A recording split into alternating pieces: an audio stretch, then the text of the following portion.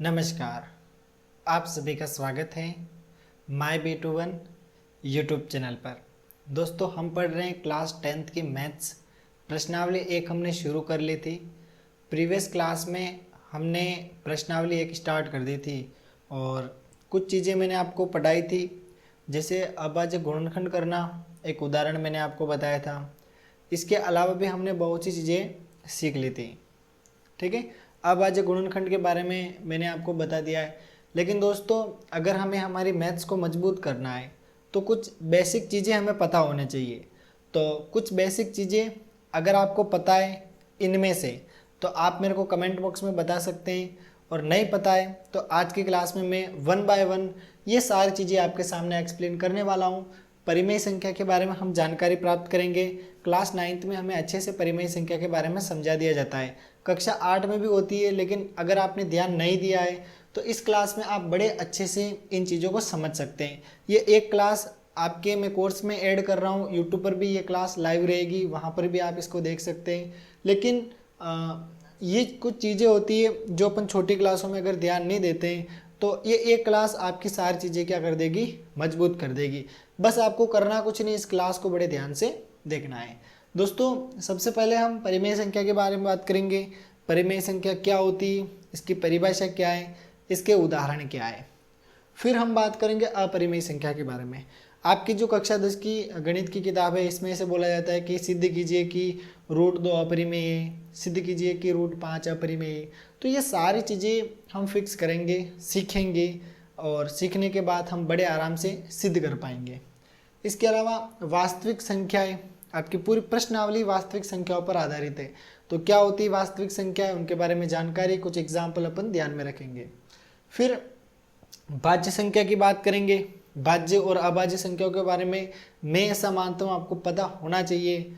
अगर आपको नहीं पता है तो आप कमेंट में बता सकते हैं, और वैसे इस क्लास में मैं सारे बेसिक आपके क्लियर कर दूंगा। अगली क्लास में अपन जो गुणनखंड की प्रक्रिया, HCF LCM निकालना, वो सारा सीखेंगे। लेकिन वो जो आप पढ़ेंगे ना, उसमें ये चीज़ आपके बहुत काम आएगी। समझ गए मेरी बात? तो यहाँ पर हम स्टार्ट करते हैं। भाज्य संख्या, अभाज्य संख्या मैंने आपको बता दिया। फिर है सहभाज्य संख्याएं।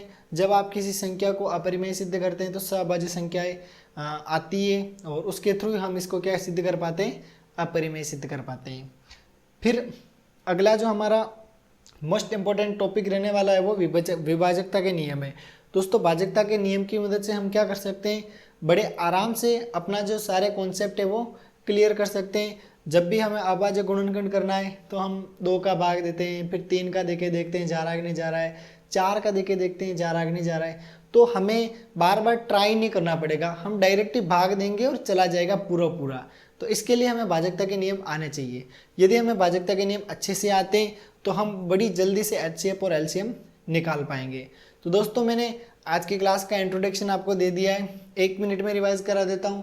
परिमेय संख्या के बारे में आज हम पढ़ेंगे, अपरिमेय संख्या के बारे में हम पढ़ेंगे, वास्तविक संख्याओं के बारे में पढ़ेंगे, भाज्य संख्याओं के बारे में पढ़ेंगे, अभाज्य संख्याओं के बारे में पढ़ेंगे, सहअभाज्य संख्याओं के बारे में पढ़ेंगे, और विभाजकता के नियमों के बारे में क्या करेंगे, पढ़ेंगे। तो जितना हो पाता है वो मैं आपको इस क्लास में करवाऊंगा। अगर इनमें से कोई टॉपिक छूट जाते हैं तो वो हम एक और अगली क्लास ले लेंगे, उसमें कंप्लीट करेंगे। ये बेसिक क्लास आपके लिए बहुत ही ज़्यादा ज़रूरी है, आगे की चीज़ें आप बड़े आराम से समझ पाएंगे। तो चलिए, उम्मीद करता हूँ वीडियो को लाइक कर दिया होगा, चैनल को सब्सक्राइब कर दिया होगा। अब स्टार्ट करते हैं। दोस्तों, यहाँ पर मैं आपको 1 बाय 1 सारा एक्सप्लेनेशन दे देता हूँ, ठीक है। सबसे पहले हम बात करते हैं परिमेय संख्या की। दोस्तों, परिमेय संख्या किसे कहते हैं? कक्षा 8 में इसको बड़े अच्छे से डिफाइन कर रखा है, कक्षा 9 में थोड़ा सा अच्छा खासा लेवल इसका दे रखा है, और कक्षा 10 में बिल्कुल एडवांस लेवल में आपको परिमेय संख्या पूछी जाती है, अपरिमेय सिद्ध करना भी पूछा जाता है। तो दोस्तों, परिमेय संख्या की बात करें तो इसकी डेफिनेशन ये कहती है कि हम P/Q में किसी को क्या करें, व्यक्त करें, और Q की वैल्यू हम क्या नहीं रख सकते हैं, 0 नहीं रख सकते हैं। बस यही तो परिमेय संख्या की डेफिनेशन है। एक बार मैं डेफिनेशन बोलता हूँ, आप अगर लिखना चाहें तो परिमेय संख्या की डेफिनेशन लिख सकते हैं। मेरे हिसाब से तो आपको आती होगी, लेकिन फिर भी मैं आपको परिमेय संख्या की डेफिनेशन बता देता हूँ। दोस्तों, परिमेय संख्या वे होती है जिनको हम P/Q के रूप में क्या कर सकते हैं, व्यक्त कर सकते हैं। कुछ उदाहरण मैं आपको परिमेय संख्या के लिख के बता देता हूँ। तो यहाँ पर मेरे पास उदाहरण है 3/5, ठीक है, आप देख पा रहे होंगे। फिर अगला उदाहरण है -6/7, ये एक अगला उदाहरण हमें मिल गया। एक और उदाहरण मैं लिख लेता हूँ, जैसे 1/-6।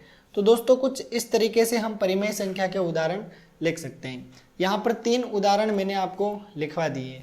तो परिमेय संख्या की डेफिनेशन आप सुन लीजिए, ऐसी संख्या जिसे p/q के रूप में व्यक्त कर सकते हैं और q का मान क्या नहीं होना चाहिए, 0 नहीं होना चाहिए। आप चाहें तो डेफिनेशन लिख सकते हैं और ये एग्जाम्पल आप परिमेय संख्या के अंदर ऐड कर दीजिए।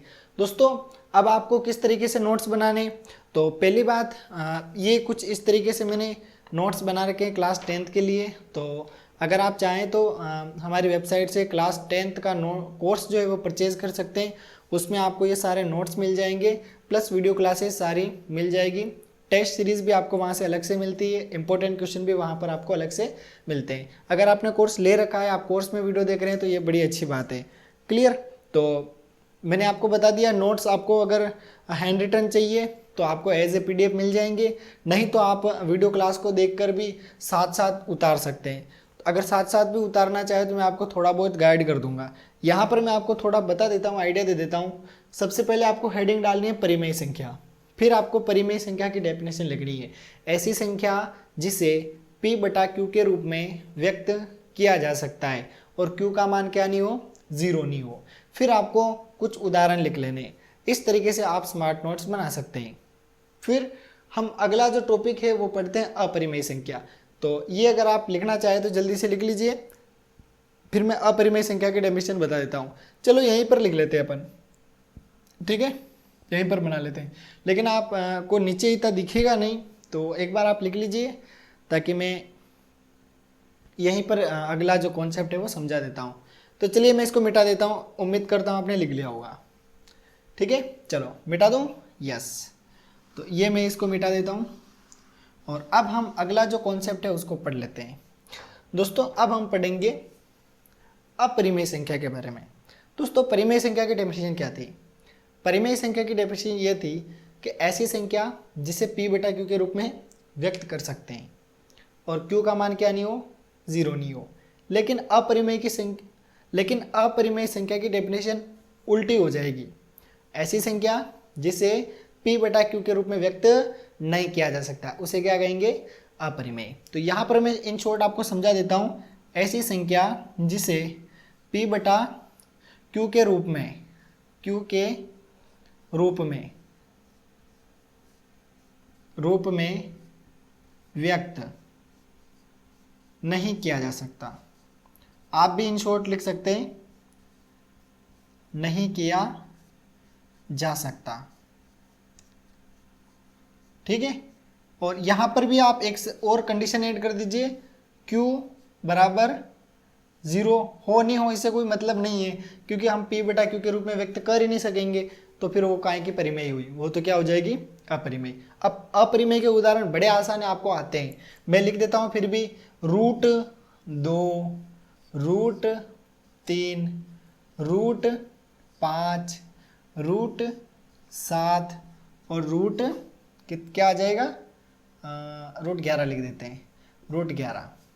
तो 1 2 3 4 5 उदाहरण मैंने आपके सामने लिख दिए। तो यहाँ पर परिमेय संख्या की परिभाषा इन शॉर्ट और यहाँ पर उसके उदाहरण। अगर अपरिमेय संख्या की आपको कोई परिभाषा पूछे तो क्या बताएंगे, ऐसी संख्या जिसे p/q के रूप में हम व्यक्त नहीं कर सकते हैं, उसे क्या कहते हैं, अपरिमेय संख्या। और अपरिमेय संख्या के उदाहरण कुछ इस तरीके से आप नोट कर लीजिए, जल्दी से कीजिए। फिर अगला जो टॉपिक है उसको अपन स्टार्ट करते हैं, वास्तविक संख्या को हम पढ़ना स्टार्ट करते हैं। जल्दी उतार लीजिए, डेफिनेशन उतार लीजिए, उसके बाद एग्जाम्पल उतार लीजिए, ठीक है, जल्दी उतारो, 30 सेकंड का समय दे रहा हूं मैं आपको। अगर उतार लिया है तो कमेंट बॉक्स में आप कोई भी एक परिमेय संख्या का और अपरिमेय संख्या का उदाहरण बता सकते हैं मेरे को, फिर हम वास्तविक संख्याओं के बारे में पढ़ेंगे।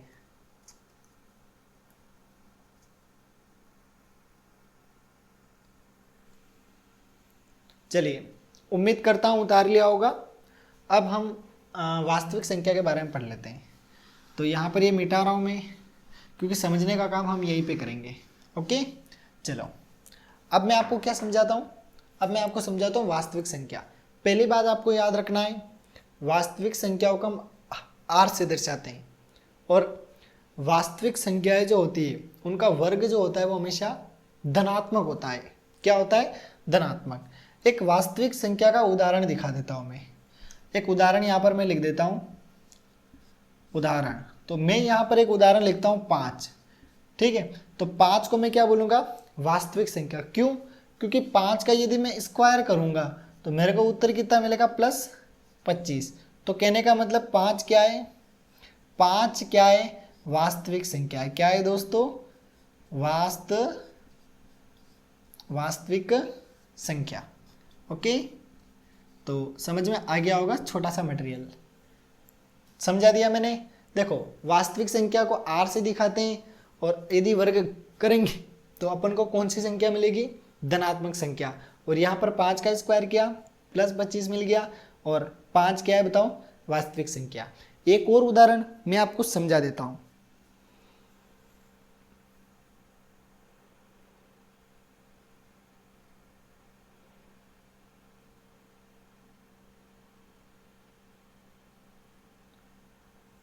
यस, एक अच्छा सा एग्जाम्पल है √19, ठीक है।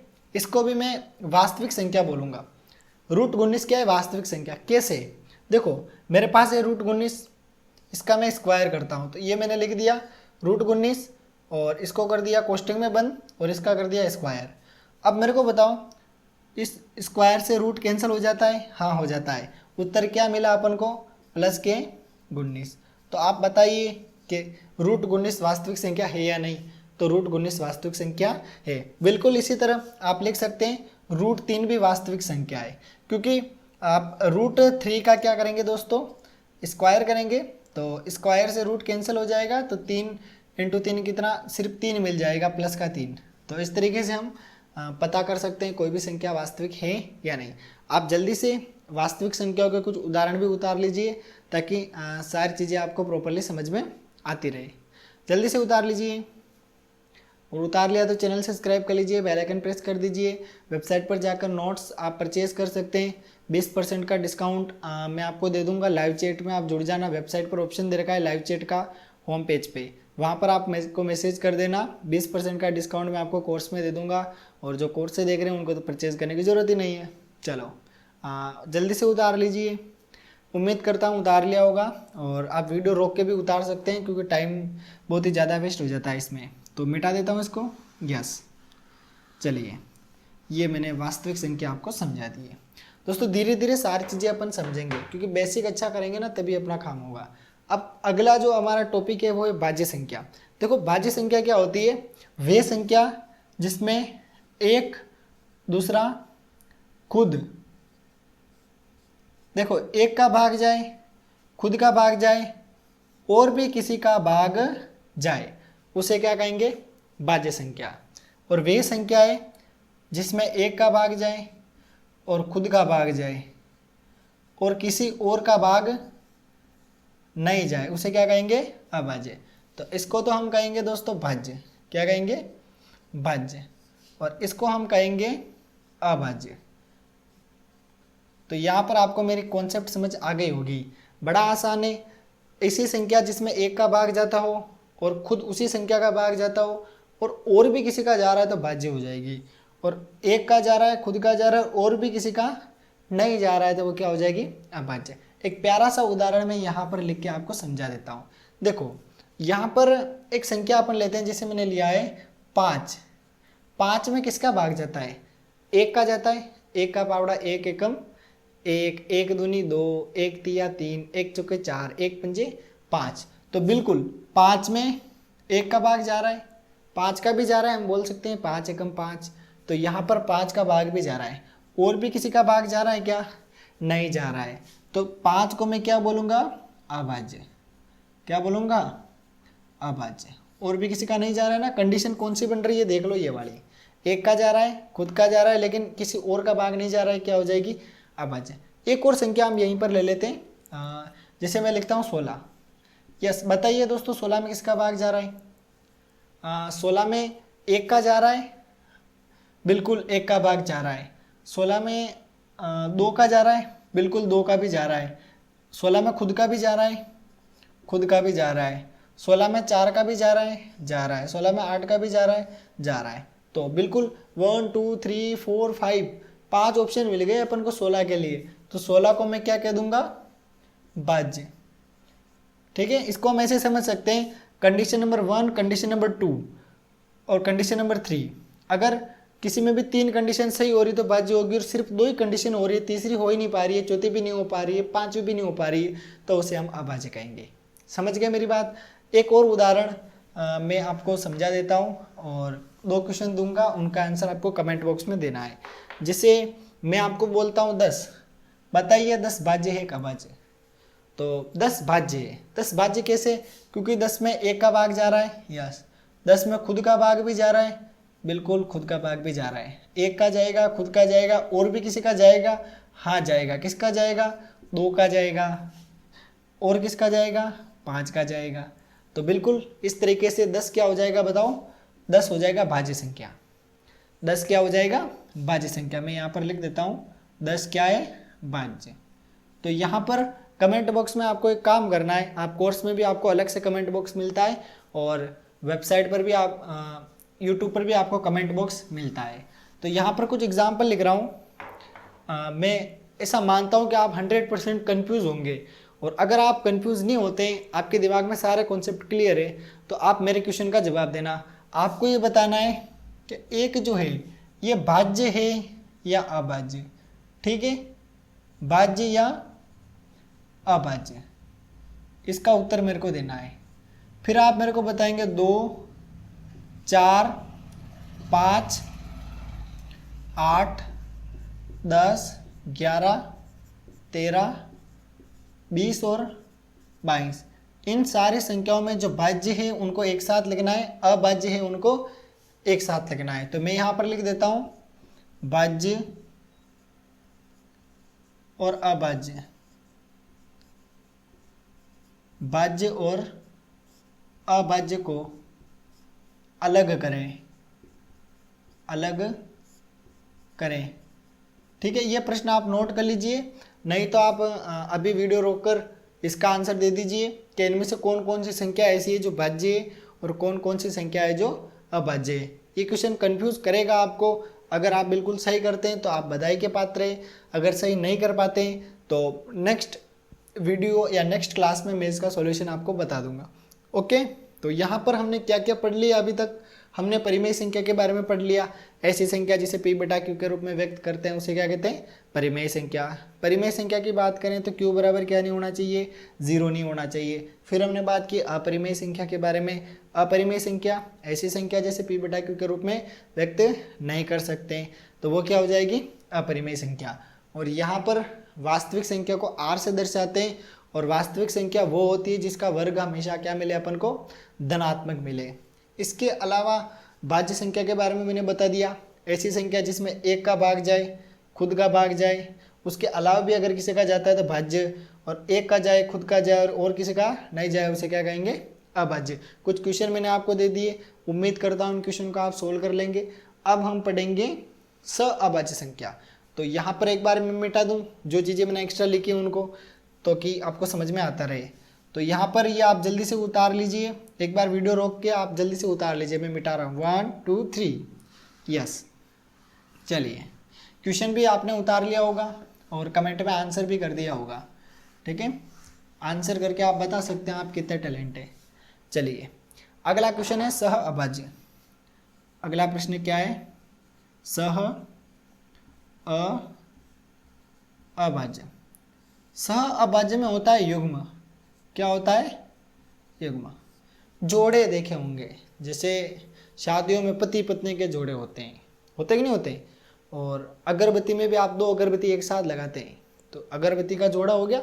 जूते भी आप 2 पहनते हैं तो जूतों का भी एक जोड़ा हो गया। अपन दुकान पे जाते हैं, बोलते हैं 1 जोड़ी जूते दे दो। तो संख्याओं के युग्म जो होते हैं ना, उन युग्म में हमें कोई भी चीज़ उभयनिष्ठ नहीं मिले, ऐसी संख्या क्या कहलाती है, सह अभाज्य संख्या कहलाती है। एग्जाम्पल, जैसे मैंने लिखा 3 और 4। अब 3 और 4 में अपन को कोई चीज़ कॉमन नहीं मिल रही है, तो इसलिए मैं क्या बोल दूंगा, 3 और 4 दोनों ही संख्या किस प्रकार की है? सअभाज्य संख्या। ओके, चलो एक और सवाल, जैसे मैंने लिखा 6 और 7, इनको भी यहाँ पर मैं क्या कह सकता हूँ? सअभाज्य संख्या। तो यहाँ तक आपको सिनेरियो समझ में आ चुका होगा।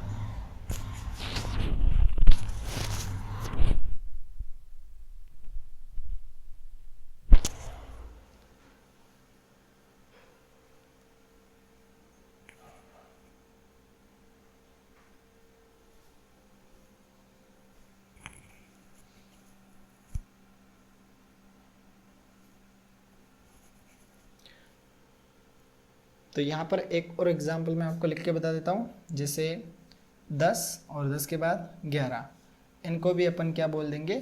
सहअभाज्य संख्या। तो 3 एग्जाम्पल मैंने आपको लिख के बता दिए। इसके अलावा और भी संख्या है, जैसे 7 और 17, 8 और 19, इसमें भी कोई कॉमन नहीं है। तो इस तरीके की संख्या जिनमें हमें कोई चीज़ कॉमन नहीं मिलती है, उनको हम क्या कहते हैं? सहअभाज्य संख्या। तो यहाँ पर सहअभाज्य संख्या के बारे में हमने बात कर ली है, कुछ एग्जाम्पल भी मैंने आपको बता दिए। तो एक बार जल्दी से आप सहअभाज्य संख्या को नोट कर लीजिए, फिर हम बात करेंगे विभाजकता के नियम के बारे में। तो एक बार जल्दी से सहअभाज्य संख्याओं को नोट कर लीजिए। सहअभाज्य संख्याओं की डेफिनेशन मैंने आपको बता दी है। सहअभाज्य संख्याओं में हमें युग्म प्राप्त होते हैं और उन युग्म में एक भी संख्या उभयनिष्ठ अपन को नहीं मिलती है, ठीक है। और 2 संख्याएं लगातार आने वाली सहअभाज्य होती है, ठीक है। अब ये सारा मैं रिमूव कर रहा हूँ और हम यहाँ पर पढ़ते हैं भाजकता के नियम। ओके, चलो एक बार मिटा दो सारा। यस, आप एक नोटबुक भी बना लीजिएगा, उसमें अच्छे से ये सारी चीज़ें नोट कीजिएगा ताकि आप इन चीज़ों को अच्छे से समझ पाएँ, ठीक है। मैंने सारा टॉपिक आपको पढ़ा दिया है सिवाय एक के, जिसका नाम है भाजकता के नियम, विभाजकता के नियम, कुछ भी कहो। तो चलिए अब अगली हेडिंग आप भी मेरे साथ लिख दीजिए, विभाजकता के नियम। तो यहाँ पर मैं लिख देता हूँ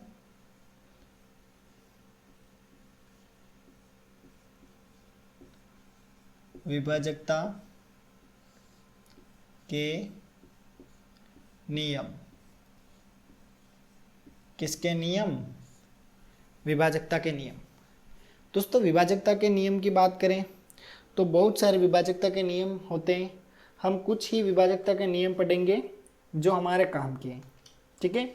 तो यहाँ पर सबसे पहला जो विभाजकता का नियम हमारे सामने आता है वो है 2 से विभाजकता।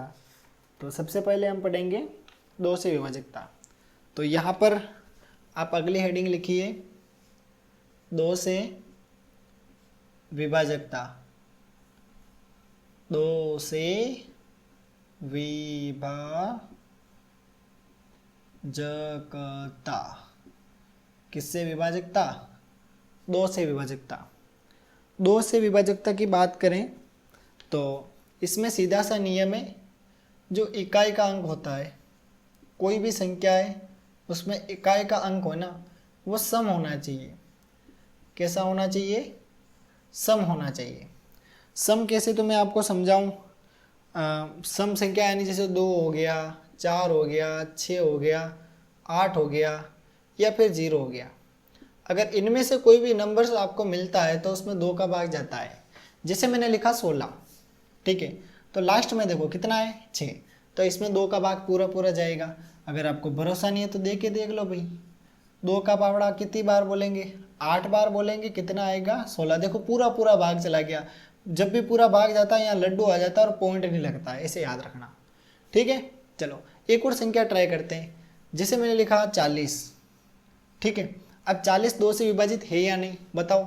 लास्ट में क्या आ रहा है? 0। तो अगर आपको किसी भी संख्या के लास्ट में अगर सम संख्या मिलती है तो आपको समझ जाना है कि 2 का भाग उसमें पूरा पूरा जाएगा। अगर सम संख्या नहीं मिलती 2 का भाग देना ही नहीं है, बेफालतू की मेहनत नहीं करनी है, क्योंकि आंसर आएगा पॉइंट में, और पॉइंट में आएगा उसकी हमें ज़रूरत है नहीं है। तो यहाँ पर आप देख सकते हैं 40, इसमें 2 का भाग जाएगा। तो मैंने लिखा 2, 2 एकम 2, 2 दूनी 4, तो 4 में से 4 गया, लड्डू बचा, इस 0 को सीधा यहाँ उतार दिया, कितना आ गया 20। तो पूरा पूरा भाग चला गया। चलो एक ऐसी संख्या लेते हैं जिसमें 2 का पूरा भाग नहीं जाता है, जिसे मैंने लिखा 3, भले 30 लिख दूँ, 30 में तो जाएगा क्योंकि लास्ट में 0 आ रहा है। अपन लिख देते हैं 13 लिख देते हैं। तो 13 में भाग देखे, देखो यहाँ पर क्या है 3 आ रहा है, और हमने 2 के नियम में क्या पढ़ा है कि ये संख्या लास्ट में आनी चाहिए, लेकिन यहाँ पर तो 3 आ रहा है। इसमें देखे 2, 1 2 2 2 4 3 2 6 4 2 8 5 2 10 6 2 12 7 2 14, तो 6 बार बोलेंगे तो कितना आएगा 12 आएगा। ठीक है, कितना बचेगा 1 बचेगा। अब 1 बचेगा तो बिंदी लगेगी, 0 लगेगा, 5 आएगा। उत्तर कितना आया देख लो 6.5। और जब भी अपन अब आज गुणनखंड करते हैं तो ऐसे पॉइंट वाले की जरूरत हमें नहीं पड़ती है। तो बिल्कुल आप समझ गए होंगे। अगर आप जब भी भाग देने की सोच रहे हो और आप मन में सोच रहे हो कि भाई 2 का भाग जाएगा कि नहीं जाएगा, तो आपको चेक कर लेना है इकाई के अंक में ये होना चाहिए। उम्मीद करता हूँ समझ आया होगा। चाहो तो उतार सकते हो एग्जाम्पल के साथ। 2 से विभाजकता का नियम भी आप लिख सकते हो। कोई भी संख्या 2 से विभाजित होगी जब उसके इकाई के अंक में कोई सम संख्या होगी या 0 होगा। तो मैं मिटा दूं, आपने लिख लिया होगा। चलिए अब अगला नियम पढ़ते हैं। अगला नियम बड़ा आसान है, बड़ा आसान है, इतना आसान है कि आप सोच नहीं सकते। अगला नियम है दोस्तों 4 का नियम। किसका नियम 4 का नियम।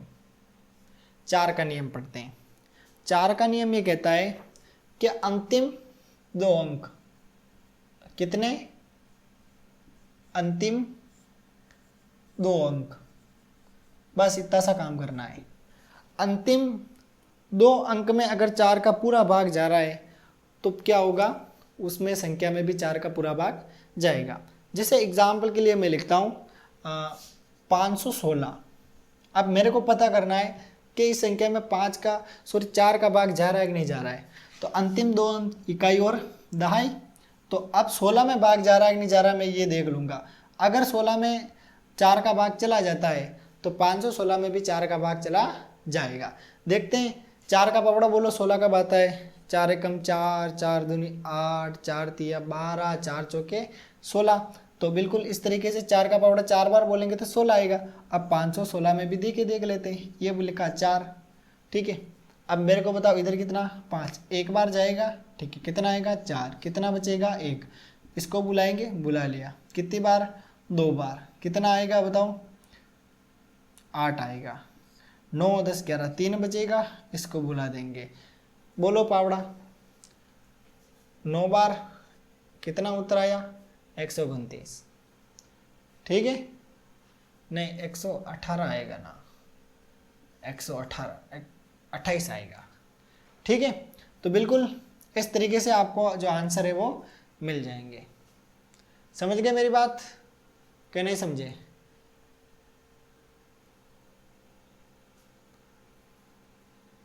तो यहाँ पर मैंने आपको समझा दिया है।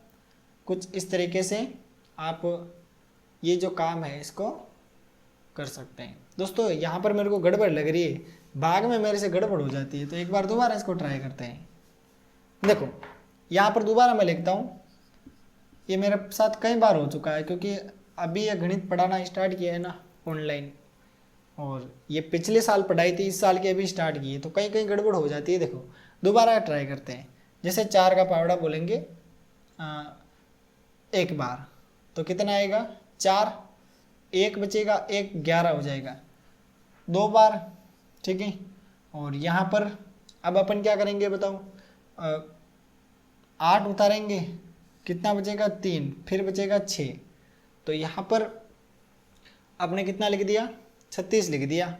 अब अपन को क्या करना है पावड़ा बोलना है। 36 कब आएगा, तो 9 बार बोलेंगे तब 36 आएगा। क्या 8 बार बोलेंगे, हाँ 9 बार बोलेंगे तब भी आएगा, ठीक है। यहाँ पर मैं लिख दूंगा 36 और यहाँ पर आ जाएगा क्रॉस, यहाँ पर आ जाएगा क्रॉस। तो कुछ इस तरीके से आप इसका जो भाग है वो कर सकते हैं, ठीक है। तो कहीं पर छोटी मोटी मिस्टेक हो जाती है तो आपको समझ जाना है, ठीक है। तो यहाँ पर मैंने आपको सही करके बता दिया है, और कभी कभी आप भी कमेंट में बता दिया करें कभी मिस्टेक हो जाती है। तो 4 वाला बता दिया, अंतिम 2 अंक में अगर 4 का भाग जाता है तो पूरी संख्या में भी 4 का भाग जाएगा। चलो अगला लिखते हैं। 8 की बात करें तो 8 का नियम ये कहता है कि अंतिम 3 अंकों में अगर 4 का भाग जा रहा है तो पूरी संख्या में भी 4 का भाग क्या होगा, जाएगा। ठीक है, फिर 16 वाला आपके काम आना ही नहीं है। अब 3 का नियम बता देता हूँ, 3 से भाजकता का नियम। 3 से भाजकता के नियम क्या कहता है कि अंकों का योग करो। क्या करो, अंकों का योग। अगर अंकों का योग करेंगे और उस योग में 3 का भाग चला जाए तो पूरी संख्या में भी 3 का भाग जाएगा। जैसे मैं लिखता हूँ 6 3। अगर आपको कोई पूछे कि 63 में 3 का भाग जाएगा कि नहीं जाएगा, तो मेरे को बताओ 6 और 3 कितना हुआ, 9 हुआ। अब बताओ 9 में भाग जा रहा है नहीं जा रहा है 3 का। 3 एकम 3, 3 दूनी 6, 3 तिया 9। तो 3 बार बोलेंगे तब कितना आएगा, 9 आएगा। और यहाँ पर 63 में भी जाएगा। अगर आपको यकीन नहीं है तो देख लो, एक बार मैं दे देता हूँ। देखो यहाँ पर किसका भाग देंगे बताओ, यहाँ पर 3 का देंगे। तो 3 का पावड़ा 2 बार बोलेंगे कितना आएगा, 6। 3 को नीचे उतारेंगे, एक बार बोलेंगे 3 आएगा। और ये लो भैया, आ गया समझ में। तो कुछ इस तरीके से अगर 6 और 3 9 हो रहा है, 9 में 3 का जा रहा है तो 63 में भी जाएगा। कुछ इस तरीके से हम इस चीज़ को समझ सकते हैं। आपके लिए एक और एग्जाम्पल मैं आपको करके दिखा देता हूँ, ठीक है, ताकि आपको सारी चीज़ें समझ में आए। यहाँ पर मैं लिखता हूँ 27, 2 और 7। अब मेरे को बताओ 7 और 2 कितना होता है, 9 होता है। अब आप मेरे को बताओ 9 में भाग जाता है क्या 3 का, बिल्कुल जाता है। तो 27 में भी जाएगा। देखिए देख लेते हैं यहाँ पर 3 का, ठीक है, इस तरीके से बना देता हूँ, कंफ्यूज नहीं होंगे। तो यहाँ पर 27 में 3 का पावड़ा बोलो, 9 बार बोलेंगे तो कितना आ जाएगा, 27 आ जाएगा। और ये एक ही बार में हो गया भाई। तो कुछ इस तरीके से हम इस प्रोसेस को समझ सकते हैं। तो यहाँ पर आज की क्लास में मैंने आपको भाजकता के नियम बताए और 3 से भाजकता का नियम मैंने आपको समझा दिया है। तो आप चाहें तो ई नोट्स के थ्रू इनको उतार भी सकते हैं। और अब और कोई नियम अगर मेरे को अच्छा लगता है तो मैं तुम्हें बता देता हूँ, ताकि तुम्हारा काम आएगा। ठीक है, चलो अगला जो नियम है वो है 9 से विभाजकता का नियम। 9 से विभाजकता का नियम में भी यही है दोस्तों, अंकों का योग। लेकिन जो भी योग करेंगे ना उसमें 9 का भाग जाना चाहिए, 3 का नहीं, 9 का। अगर अंकों के योग में 9 का भाग जाएगा तो इसका भाग भी जाएगा, जो भी संख्या होगी उसमें भी 9 का भाग जाएगा। जैसे एग्जाम्पल के लिए मैं यहाँ पर लिखूँगा 6 9 9 और 3 93 लिख देता हूँ। ठीक है, अब मेरे को पता करना है कि 93 में भाग जाता है कि नहीं जाता है, या फिर हम थोड़ी बड़ी संख्या कर लेते हैं ताकि आपको समझने में आसानी रहेगी। तो यहाँ पर मैं 6 लिख देता हूँ। ठीक है, तो अब 936 में भाग जाता है कि नहीं जाता है, ट्राई करते हैं। अब मेरे को आप बताओ दोस्तों 9 और 6 कितना होता है, 15 16 17 18, टोटल कितना हो रहा है, योग अंकों का योग 1 2 और 3, तीनों अंकों का योग कितना हो रहा है, 18। और आपको पता है 9 के पहाड़े में 18 आता है, यानी 18 में 9 का भाग जाता है। तो ये जो संख्या हमने लिखी है ना, इस संख्या में भी 9 का भाग जाएगा। हम देख लेते हैं दोस्तों। कुछ इस तरीके से आप सिंबल बनाएंगे और यहाँ पर आप किसका भाग देंगे बताओ, यहाँ पर आप भाग देंगे 9 का। तो यहाँ पर एक बार भाग जाएगा, 9 आएगा, कुछ नहीं बचेगा। 3 को बुलाएंगे, 3 में भाग जाते ही नहीं है, 6 को बुला देंगे।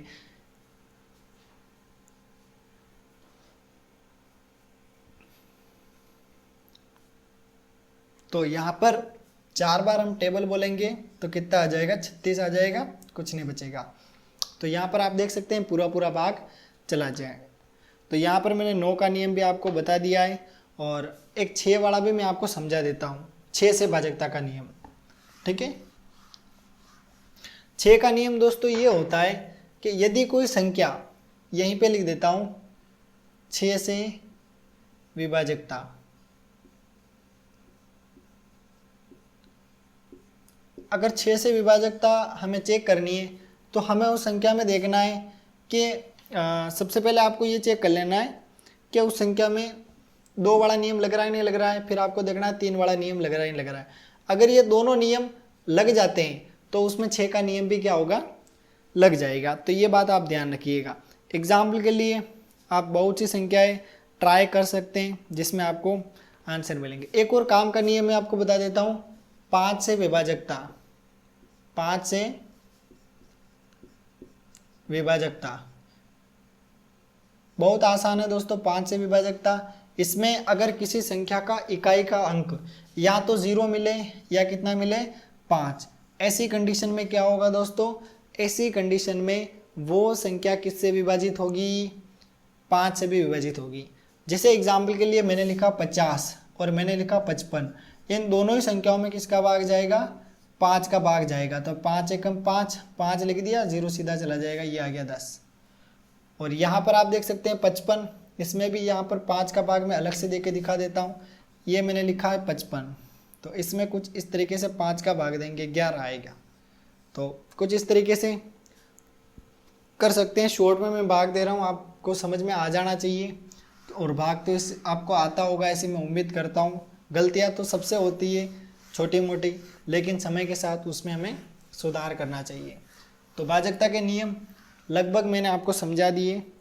इसके अलावा और भी बहुत सारे नियम हैं जो मैं आपको नोट्स में अवेलेबल करवा दूंगा, और यहाँ तक आपको समझ में आया होगा।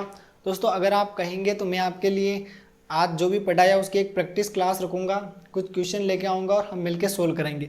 अगर आप कमेंट करेंगे तो मैं ये काम करूँगा। बाकी आपको समझ आ गया होगा जो भाजकता के नियम हमने पढ़े, और अगर आपको समझ आए तो बताना, नए आए तो भी बताना, और कमेंट में ये ज़रूर बताना क्लास आपको कैसी लगी।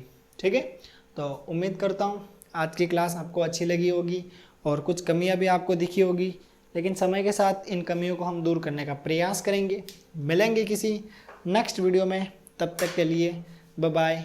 जय हिंद, जय भारत।